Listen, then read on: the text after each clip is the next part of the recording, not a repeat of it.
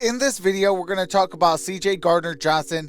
He did an interview with the beautiful Kay Adams, and he talks about his time in Philly, what happened there, him signing with the Detroit Lions, talks a little bit about Family Feud, and what he's going to bring to the Detroit Lions now.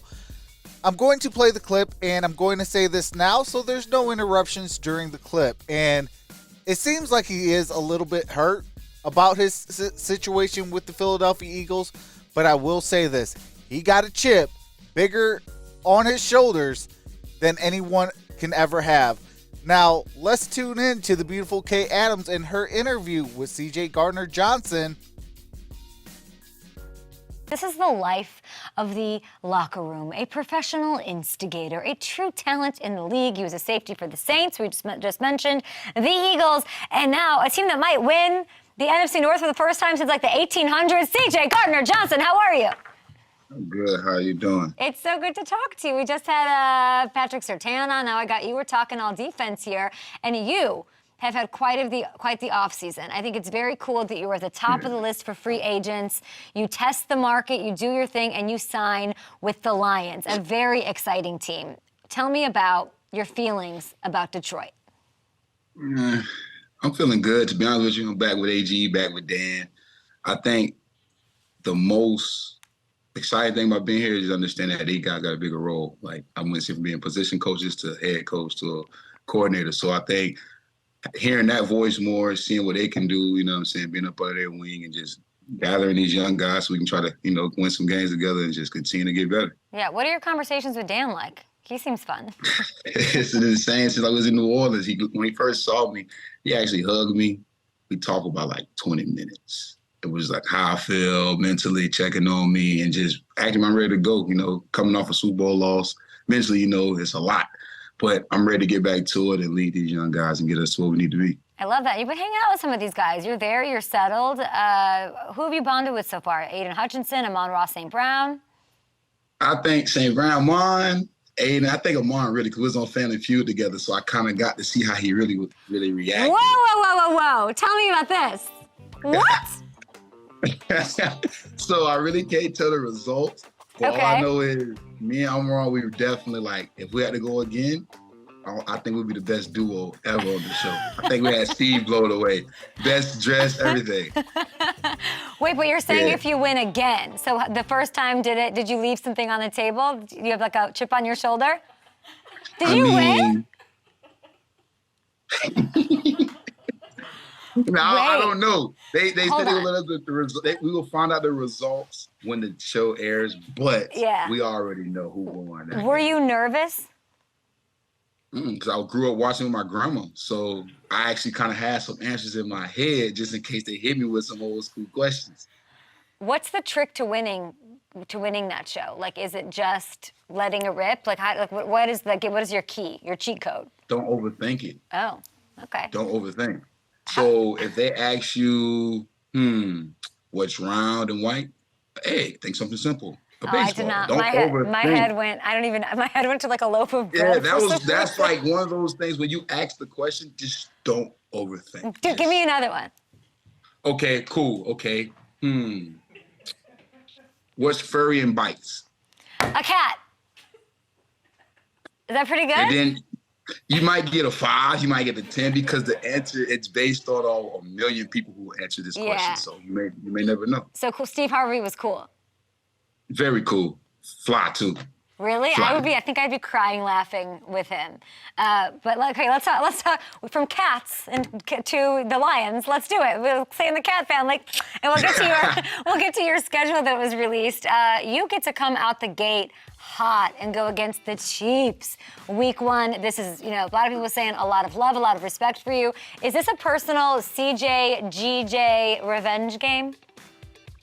Truthfully, honestly, no. Stop. I can't.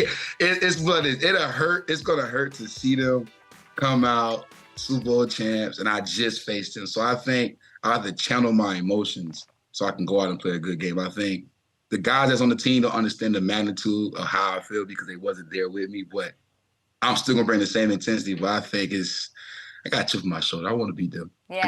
I kind of want to beat them. I want to spoil the homecomer. Take me through, like, you're so honest, and that's why I love talking to you, and I just love watching you. I think you should be mic'd up every game.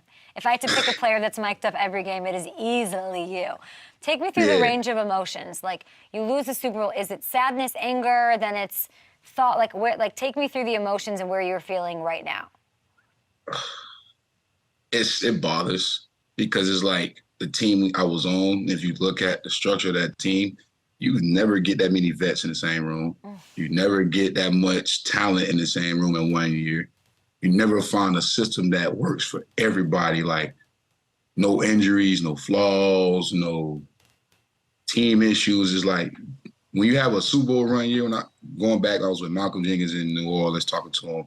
Everything has to come together. Everybody has to see the same goal, understand what we're there for. So I think losing that game hurt more because if you'd have won it, it's like you got to do it again. Yeah. And they expect you to do it again. So I think losing it, it makes you humble up and respect the game more because you play against the best of the best. So seeing Pat playing against them, seeing Chaz, I mean, you can't be upset because you're playing against the best of the best. You just understand that that's the game that you want to be at and you want to be remembered. So I think my knowledge of that game, just tell everybody, just be yourself. Don't change. The moment doesn't change. Just play football for 15 minutes each quarter and let the results take care of itself. And I think that stuck with me. I really respect how much you've thought about it. Like, you've really it takes work and then managing your emotions. Like, you're already thinking about that, not even knowing when that game is. It's amazing. And thanks for sharing that. And then I'm looking at the schedule, and the only thing, that's missing is the Eagles on your schedule. I mean, I love it. I mean, it's whatever. What do you mean? Pete, listen, I will say this. My producer is 10 feet this way. Her name is Marissa. She's the biggest Eagles fan. She is like, why is he not on the team? And it's a huge conversation fans are having. Fans did not want you to go. What happened? I don't think no front office from where I've been at understand the player.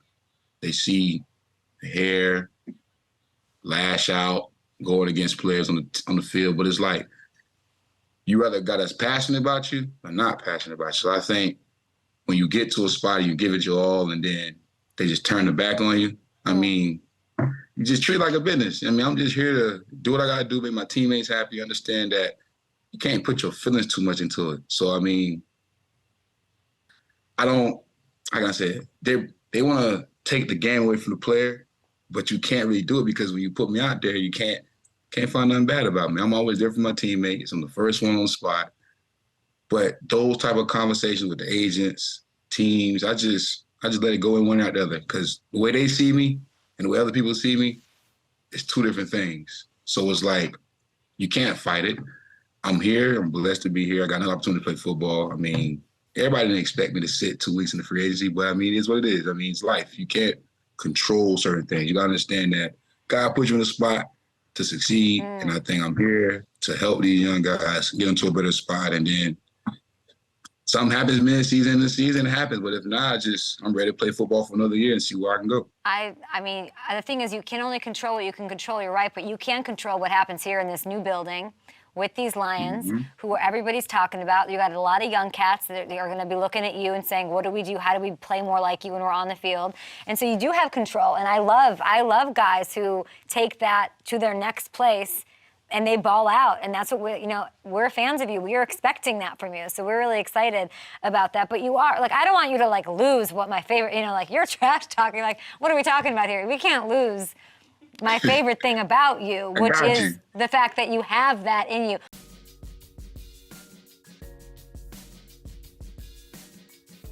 All right, so she sounded really excited and super happy with this interview. But, yeah. But let me know your thoughts in the comment section below.